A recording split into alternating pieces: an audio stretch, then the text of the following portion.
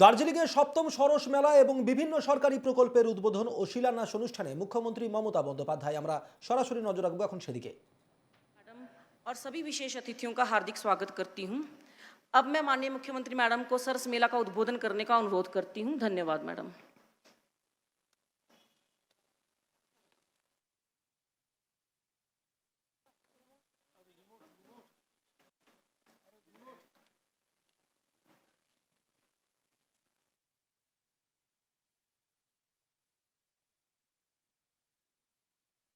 The Honorable Chief Minister of West Bengal inaugurates the 7th Shorosh Mela at Darjeeling, marking a significant milestone as the event takes place for the first time in the heart of the city under the Anandadhara scheme.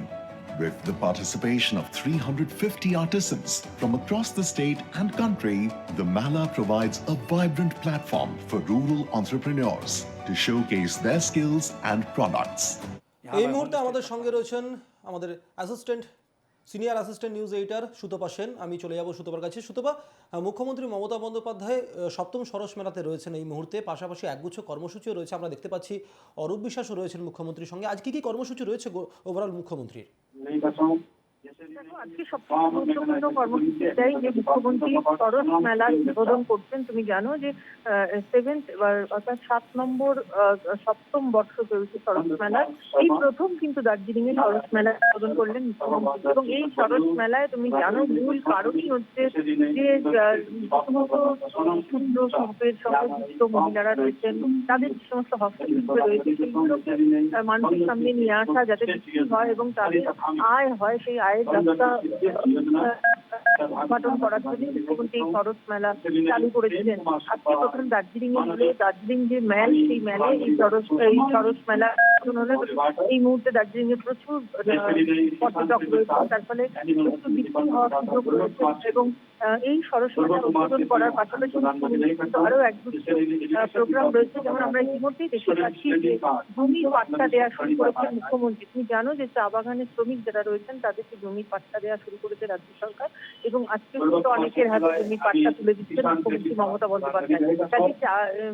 এই পাহাড়ের ক্ষেত্রে কিন্তু এটা খুবই তাৎপর্যপূর্ণ, কারণ পাহাড়ের চা বাগানের যারা শ্রমিক তারা অত্যন্ত গরিব, এবং তাদের হাতে জমির পাট্টা তুলে দেওয়ার অর্থ হচ্ছে তাদের বাড়ি একদম তাদের নিজস্ব হয়ে গেল। এই নিজস্ব বাড়ি তারা পেলেন, এবং বাড়িও কিন্তু তাদের রাজ্য সরকার তৈরি করে দেয়। কাজে সরকার নিজের সাধারণ গরিব মানুষের পাশে থাকাই হচ্ছে মূল উদ্দেশ্য, এবং সেই কারণেই এই জমি পাট্টা তুলে দেওয়া হচ্ছে। এখান থেকে যেটা মনে করা হচ্ছে মুখ্যমন্ত্রী কিন্তু আরো কিছু প্রোগ্রাম সিদ্ধান্তের কথা ঘোষণা করতে পারেন। বেশ, ধন্যবাদ সুতপা। আমাদের সঙ্গে ছিলেন रजनी वाल्मीकिलाई সুতপা সেন।